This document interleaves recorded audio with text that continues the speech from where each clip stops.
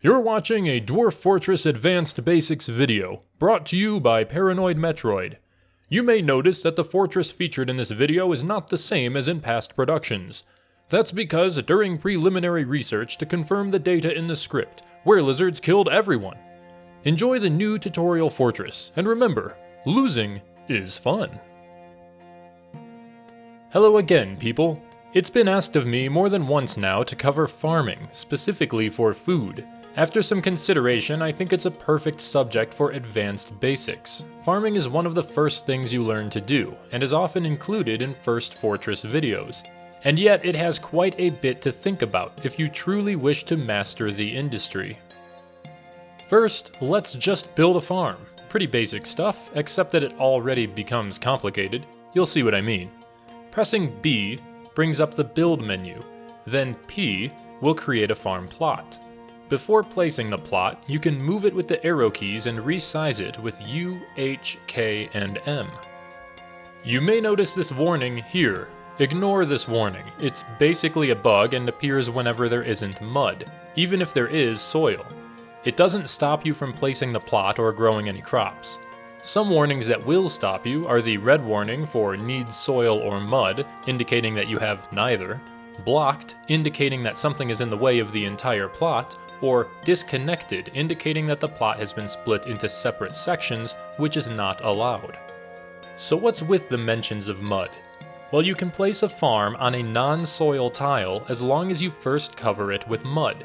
This is called irrigation on the wiki, and there's more than one way to accomplish it. However, that is just barely outside of the scope of this video, so let's just focus on getting a farm plot running in the soil layers. Once designated by pressing enter, the plot will be constructed by a dwarf with the farming fields labor enabled. Once built, pressing Q and then moving the cursor over the plot will bring up its settings. By default, a farm grows nothing but despair, so you must change these settings to grow food. Right away, you'll notice a long list of crops on the right. These are the crops that this plot is capable of growing, and the list is not always the same. Subterranean plots will grow the dwarven crops, such as plump helmets, while above-ground plots grow everything else. Furthermore, above-ground plots differ per biome. It is possible to have more than one biome in an embark site. If this is the case, then the plot will have to be inside of the biome that grows your desired crop. So let's select something to grow already. You can navigate the crops with the plus and minus keys and select one with enter. What you've done here is told your dwarves to plant this crop on the season selected below. Changing the season by pressing A, B, C, or D allows you to change your crop selection for each. You will need to select a crop for each season, even if it's the same crop all year around. The fallow option deselects all crops and tells your farmers to grow nothing for the selected season. Finally, there are options for fertilization. Now let me get controversial for a second, or maybe not, I don't know what people think of this. But what I think is that fertilizing farms is stupid. It uses up valuable wood and creates more jobs in your fortress, and farms produce more than enough without it. Even my fortress of 161 dwarves only needs 3 farmers to work the fields, so you won't find me wasting time with potash. If you're interested, you can press F to fertilize a field now, or S to fertilize it at the beginning of each season. You'll need to create potash for this, a task I will send you to the wiki for. And that's how to make farms do. But this isn't Dwarf Fortress Basics, it's Dwarf Fortress Advanced Basics. So let's get this farm working for us in an efficient way that doesn't blow up our stockpiles with excess food, drive our farmers insane, or run out of seeds and starve us. First, let's talk about farmer skill.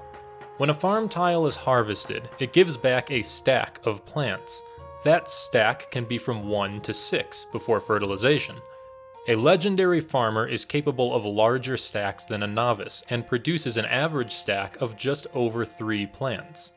The novice produces an average stack of just 1.22, so the legendary farmer produces 2.5 times more food per tile, and is capable of planting larger fields thanks to being faster at the job. That's not all though, not even close. Because of how crops are handled, the work that a legendary farmer saves for a fortress is immense. For starters, larger stacks means less hauling because the dwarves haul more plants at once. Compound that with how brewers will brew one stack at a time and multiply that stack by 5. So to make 100 boozes with stacks of one plant requires 20 brewing jobs, while stacks of 5 require just 4. But we aren't done yet. Each brewing job consumes a whole barrel too. So a novice farmer creates many more jobs, requires many more barrels, and ultimately generates a ton of hauling for the entire food and drink industry as a whole, while your Chad farmer is making everyone's life a breeze. This brings us to a best practice. That is to bring on more farmers before you need them. Try to bring on a second farmer within the first couple of migrant waves, and a third by the time your population reaches 100. This way you'll have well-trained farmers and an efficient industry by the time your fortress reaches maximum population. Another best practice is to make several small plots. If you want to work in multiple crops or adjust your yields, having one giant plot is going to make that difficult. For example, a single plot might be divided into 2 seasons of plump helmets and 2 seasons of pigtails. With this setup, the only way to produce more pigtails is to cut plump helmets in half. Not ideal. With 4 smaller plots, you have 16 seasons to work with. You can subtract just a few plump helmet harvests and add several new crops, or any other kind of change you want to make to your produce, all without building new plots or splitting up existing ones. Ideally, you'll start with at least 2 plots at embark and increase your farm to 4 or more plots as your fortress grows. Plus, dwarves like having a variety in drinks. And that brings us to farm size. Farm size could be quite complicated. There's a whole lot of college-level math to do on the wiki if you'd like, but you probably wouldn't like, nor would I, but I was forced to grind through it to make sure these numbers are accurate. That's partially responsible for how late this video is. I even had to edit the wiki after multiple in-game trials. But screw all that, I'm gonna give you a rule of thumb instead. This assumes that farms are your only source of food for your fortress. A fisher dwarf could replace 2/3 of your farms, so if other sources of food are used, then these numbers may radically change. First, at embark, you'll want about 16 farm tiles if you selected Play Now. This covers an uneventful embark until you have a population of 25 or so. If your embark is eventful, you may want to tweak the number a bit. For example, if you prepared carefully and brought proficient farmers like I do, then you only need 10 tiles. If your farmer gets caught up in some fun and needs to be replaced by a 0-skill dwarf, you may need to add a few tiles. Once your population breaks 25, you can expand your farm to 35 tiles. This will feed 100 dwarves, again assuming no farmers have been replaced by novices. Your farmers are pretty good at what they do now. Hopefully you brought a second farmer on earlier who is proficient as well by now. Instead of just building the 35 tiles at this point, you may want to build the farms in their final form and simply only plant 35 tiles for now. The farm's final form should be about 65 tiles. All of these tiles, farmed by legendary or close to legendary farmers, will feed 200 dwarves. Add a few more tiles or another source of food if you want to feed a tavern of guests as well. Just to be clear, this assumes a lot of typical variables. It does not account for other food or drink sources, nor does it account for legendary farmer migrants or replacing farmers with novices. Keeping an eye on your food stock is the only way to know if these numbers are working for you. But it's a better guideline than making 200 farm tiles and driving your farmer to madness as she attempts to feed the entire continent. Also, I spared you the math here, but I will touch on it at the end of the video if you're curious about figuring out your own solution. Chances are that these numbers will produce a bit of excess plants. Just a bit though, nothing absurd. The thing about having a tidy and efficient food industry isn't precisely calculating farm output, it's managing excess. Surely there's an infinite number of ways to do so, but I have my favorite, so I'll share that with you. The key is to have stockpiles that are visible at a glance, a phrase you've surely heard me say before, which collect excess at some point along the food production chain. These are my stockpiles for food and drink ingredients. Each one feeds the kitchen and still respectively. They don't hold a whole lot, but they hold as much as I think I need at any one point in time. When they start to fill up, I know that I can reduce my farm's output. Likewise, I can see when they're becoming empty and increase my farm output. But I'm not always watching, and I want a place to catch overflow as well. I could create a large stockpile somewhere that holds all food ingredients and have it give to the stockpiles that feed my kitchen and still. This will cause the stockpile to act as an overflow, holding on to ingredients only when the kitchen is full. From there, I can do whatever I'd like with this excess at my own pace. But I don't actually store excess ingredients. I store excess meals and drinks. In my old fort, other floor, I had my inaccurately named cellar to catch this excess. It works just the same, except it stores the excess at a different point in the production chain. This is more work for my cook and brewer, as they have to process all the excess coming from the farms, in exchange for more trade value. And that's about it for growing plants and getting them to your cook and brewer. But there's still this matter of seeds. You might remember all of the no seeds warnings from before. Well, it is possible to run yourself out of seeds, so let's talk for just a second about that. Seeds are not produced during harvest or gathering of plants. The plants need to be processed to return a seed, or eaten raw. The processing can be brewing or something like milling. Cooking does not return a seed, so cooking plants straight from the farm will diminish your seed stock. So how, then, do you cook with your crops if it will destroy your seeds? Well, the answer is in processing. You can cook with alcohol to start, which also happens to multiply the ingredient by 5 before cooking. Very handy, but dwarves will avoid cooking with liquids unless they have to, so some stockpile magic may be required to get that working. You can also press or mill your plants to create solid cooking ingredients and return the seed. Important note here. Meals require at least one solid ingredient, so if you're cooking with only farmed plants, then you will need to process something in this way. I personally mill barley here. Milling requires bags, but otherwise works like brewing. It can be intimidating the first time you set it up, but it's an absolute no-brainer once you see how easy it is. If you're not sold on milling or pressing plants, you can always fish, hunt, butcher, or raise egg layers to obtain solid food ingredients. Just remember to adjust your farm size. Now let's talk menus again. To avoid cooking seeds and adjust other permissions, we'll need to visit the kitchen menu. This menu is extremely handy and should be visited by every player as soon as they understand the basics of the game. Pressing Z brings up the status menu where we have some tabs above. Using the arrow keys, we can move to Kitchen and press Enter to open the kitchen menu. Now we have more tabs above, but here we use the Tab key to navigate through them. No, I don't know why that changed. Anyway, all of the tabs have the same options but for different items.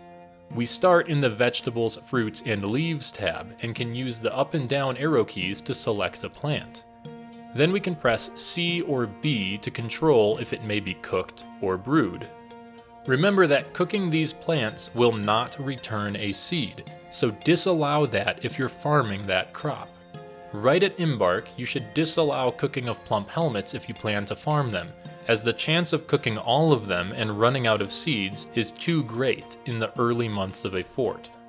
The next tab is Seeds, where you can decide to cook, well, the seeds themselves. Why? Well, because you might not be farming some seeds and they're taking up perfectly good bags. Also, tree seeds cannot be planted anyway, such as walnuts. Next is Drinks, where you can decide if a drink may be cooked with. This also doubles as an extremely convenient overview of the drinks that you have, rather than using the much more inconvenient stocks list. Finally, there's Meat, Fish, and Other kitchen goods. This is where you'll find your milled flour and press cakes, as well as a bunch of stuff unrelated to farming. Pro tip, disable cooking with tallow if you need it for soap. That covers the most important menu. There's just one other setting to look at, in the Standing Orders menu. Back to the main screen, pressing O opens the Standing Orders menu. Here there's a setting for Dwarves All Harvest or Only Farmers Harvest, changed by pressing H. The harvesters have no impact on farm yields, but harvesting is worth experience. If you're attempting to train up your farmers quickly, you may want to set this to Only Farmers Harvest. Otherwise, Dwarves All Harvest will take some work off their shoulders. The setting for Mix Food is here as well, which may be handy for getting dwarves to cook with specific ingredients, but most players aren't going to change this. Now we're almost done, I promise. Let's just cover a useful method of avoiding cancellation spam for planting jobs. You see, when dwarves want to collect seeds, they go to the seed stockpile and grab the entire barrel of seeds, haul it to the tavern or wherever, put the one seed inside, and haul it back to the seed pile. All the while, the farmer has been grumbling about it and canceling planting jobs.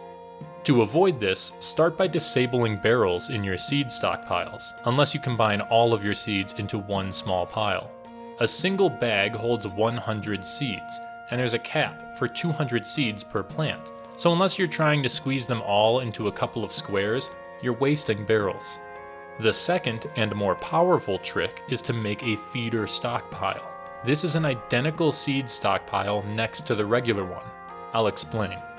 Make a second seed stockpile with the same settings right next to the first.